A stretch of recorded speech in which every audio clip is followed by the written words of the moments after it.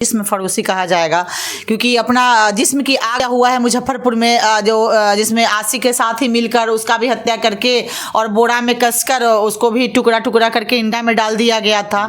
ये भगवानपुर थाना का मैटर था। अभी यहाँ हुआ है, कौन सा जगह है, बिद्दुपुर में हुआ है। वहाँ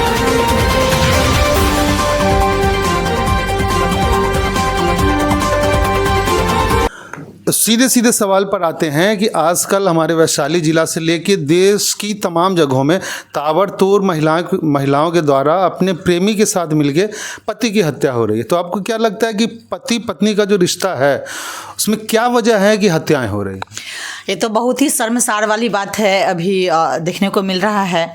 जहाँ देखिए अभी यही चल ही रहा है, पत्नी पति का हत्या कर रहा है, जिसका एक ही वजह है अफेयर। और इसको अफेयर या प्रेम नहीं कहा जा सकता है, इसको जिस्म फरोशी कहा जाएगा, क्योंकि अपना जिस्म की आग क्या पता था कि वो अपने आशिक के साथ में उसको 15 टुकड़ा करके और सीमेंट में जमा देगा।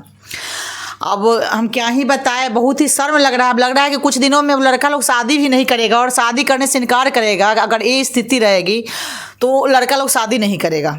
पत्नियों पर से विश्वास टूट गया है। तो आप खुद एक महिला हैं और आप महिला होगी, ये महिलाओं के बारे में बात कर रहे हैं। अभी पैसा, मतलब जो लंदन से आया उसके पास तो बहुत पैसा था, लेकिन एक गरीब जो राज मिस्त्री था उसकी पत्नी भी हत्या कर दी वैशाली जिला में। वहाँ क्या मैटर हो सकता है? वहाँ तो पैसे का मैटर था, और यहाँ भी क्या लगता है कि अवैध संबंध का भी मैटर था? यहाँ भी अवैध संबंध का ही मैटर था, जो कि उन्होंने अपना जो भी पति के साथ ऐसा घिनौना कार्य किया है, यहाँ भी अवैध संबंध ही था। मांग में सिंदूर और गले में मंगलसूत्र डालकर अभी जो पत्नियां है गुल खिला रही है। हम क्या ही बोले, हम खुद ही एक लेडीज है, और जो भी ये कर रही है बहुत ही शर्मसार है। अगर तुम्हें पति के साथ नहीं रहना है तो बाइज्जत कोर्ट कानून बना हुआ है, तुम अपने आशिक के साथ रह सकती हो, बेशक तलाक दे दो, डाइवोर्स दे दो, रहो उसके साथ जिसके साथ रहना है। फिर हत्या क्यों कर रही हो मिलकर? एक और हत्या हुआ है मुजफ्फरपुर में, जिसमें आशिक के साथ ही मिलकर उसका भी हत्या करके और बोरा में कसकर उसको भी टुकड़ा टुकड़ा करके इंडा में डाल दिया गया था। ये भगवानपुर थाना का मैटर था। अभी यहाँ हुआ है, कौन सा जगह है, बिद्दुपुर में हुआ है। वहाँ भी वही हाल है। जहाँ देखिए यहाँ मतलब क्या बताए, घोर कलयुग चल रहा है अभी। मतलब अच्छा, घोर कलयुग मतलब महिलाएं ज़्यादा प्रभावित हैं क्या कलयुग से? महिलाएं ज़्यादा प्रभावित हैं कि पुरुष ज़्यादा प्रभावित हैं? अभी तो देखा जाए तो जो न्यूज़ आ रही है तो पुरुष ज़्यादा प्रभावित हो रहे हैं इस चीज़ को लेकर, कि पुरुष कहीं अपने 2 रोजी रोटी कमाने के लिए बाहर जा रहे हैं और पत्नियां यहाँ मोबाइल लेकर गुलछर्रे उड़ा रही हैं। तो कहीं ना कहीं मोबाइल का तो दोष देंगे ही हम, लेकिन अब जिसको बगल में अफेयर हो जा रहा है तो उसको क्या कहिएगा? अट्रैक्शन है, इसको तो प्यार नहीं कहेंगे, उसको तो शारीरिक अट्रैक्शन कहेंगे।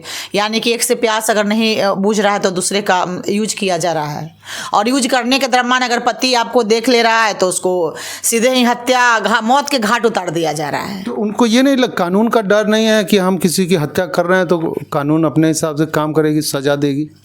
कानून का डर इसलिए नहीं है कि कहीं ना कहीं मतलब कानून को भी अपना सुनाने में, फैसला सुनाने में 10 साल 15 साल लग जाता है। इस कारण उन लोगों को डर नहीं हो रहा है। अगर कानून ऐसा हो कि अगर साक्ष्य पाया जाता है कि इनके द्वारा मर्डर हुआ है तो 15 दिन में निकाल दे, उनको भी फांसी की सज़ा सुना दिया जाए, कहीं ना कहीं ये सब चीज़ तुरंत बंद होगी। लेकिन कानून को भी अपना फैसला सुनाने में 10-15 साल बीत जा रहा है। इस कारण कहीं ना कहीं इसका ज़्यादा अंजाम हो रहा है। महिलाओं के लिए, वैसी महिलाओं के लिए जो समाज में रह रही हैं और अच्छी हैं, और जो अच्छी नहीं है, चोरी छुपे आज भी अफेयर कहीं कर रहे हैं, उनके लिए एक छोटा सा संदेश। हम तो यही कहेंगे कि जो चोरी छुपे अफेयर कर रहे हैं या ऐसा बात है, तो आप खुलेआम अलग हो जाओ पति से, और नहीं तो मतलब हत्या क्यों कर रही हो? वो भी तो किसी का बेटा है, उसके भी तो कोई माँ होगा, कोई रोने वाला होगा, तो फिर हत्या क्यों कर रही हो? खुलेआम क्या है? सारा स्वतंत्र हो भाई, स्वतंत्र रूप से अपना जीवन जियो। अभी तो पूरा दुनिया जान गया। अगर आराम से तुम अलग हो जाती और जो सौरभ के साथ की थी, अगर आराम से इसी के साथ रहती शादी ब्याह करके, सौरभ क्या करता? कम से कम दुनिया में तो रहता हो, तो उसको मौत के घाट उतार दिया गया। तो आपको क्या लगता है कि अब जो लड़के हैं शादी करने वाले वो सब डरेंगे, बोलेंगे शादी नहीं करना? बिल्कुल, कुछ दिनों में मुझे लग रहा है कि ये परिस्थिति देखकर लड़का लोग शादी करने से इनकार करेगा ही, क्योंकि कैसे विश्वास करेगा? एक पत्नी से बढ़कर कोई दोस्त नहीं होता है। अगर कहीं से कोई पति आता है तो हर चीज़ अपना पति से पत्नी से शेयर करता है, और कहावत है कि पत्नी से बड़ा कोई दोस्त नहीं और पति से बड़ा कोई दोस्त नहीं। मतलब दोस्त भी पत्नी और दुश्मन भी पत्नी नहीं, दोस्त दुश्मन कैसे उसको कहिएगा? अभी जो हत्याएं हो रही हाँ, तो अभी की हत्या ना, लेकिन पत्नी और पति से बढ़कर कोई दुनिया में दोस्त नहीं होता है, जिसके साथ हम हर सुख दुख शेयर करते हैं। और वो चीज़ पर भी अब भरोसा उठते जा रहा है। हमको तो लगता है कि हर पति अपना अपना भरोसा पत्नी पर से सब चीज़ देकर उठाते जा रहा है। तो कहीं ना कहीं अच्छी महिलाएं हैं वो भी प्रभावित हो रही हैं ऐसा? बिल्कुल बिल्कुल, इस कांड से अच्छी महिला पर भी असर पड़ेगा, क्योंकि कैसे मतलब करेगा? वो बेचारा तो लंदन से आया था अपना पत्नी का जन्मदिन मनाने, उसे क्या पता था? न उसे पैसा की कमी थी न कुछ का कमी था, उसे क्या पता था कि मेरी पत्नी उसके साथ मिलकर मेरा 15 टुकड़ा कर देगी?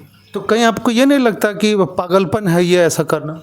तो पागलपन ही है ना, कोई होश में थोड़ी करेगा इस चीज़ को, इसको पागलपन भी करेगा ना। प्यार में अंधा कहिएगा या क्या इसको कहिएगा, मतलब हम कुछ कह ही नहीं सकते हैं। कुछ नाम ही मतलब नहीं इसको दिया जा सकता है कि वो सौरभ इतना स्मार्ट था और वो चुड़ैल, मतलब क्या ही बताए, ऐसा बड़ा भूत देखकर लगता है, इतना बड़ा बड़ा बाल, चोर डाकू मवाली की तरह उसका ही लगता है। और नेवी में ऑफिसर था सौरभ, उसका एक अलग ही जज्बा था। इसका देखिए चोर डाकू की तरह लग रहा है। इस लड़के के कारण अपने पति का हत्या कर दी।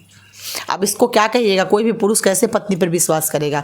यहाँ अच्छी महिलाएं भी इस चीज़ में सम्मिलित हो गए और शक की भागीदारी बनती जा रही है। कैसे कौन पति अपना विश्वास करेगा?